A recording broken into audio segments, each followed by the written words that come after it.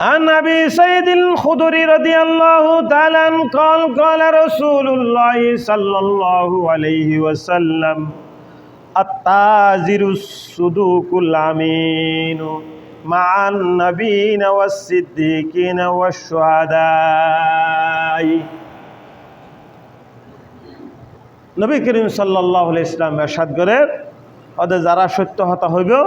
সত্যবাদী হইব সত্য হতা হইলে যে গুণ অর্জন করিব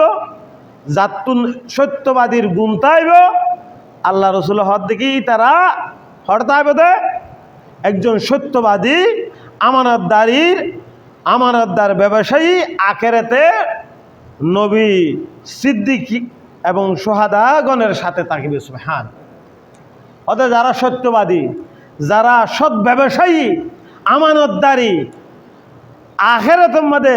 যারা শহীদ হইয়ে ইতারার হওয়ারে নবীর হওয়ারে তাইবে সুবহান। যারা সত্য হতা হয় আল্লাহ রসুলে সত্য মানুষের জান্নাতের দিকে নিয়ে যায়। সত্য হতা হনে অনেক কান বালা আমল করলেন যে বালা আমলের কারণে অনেক কান আল্লাহ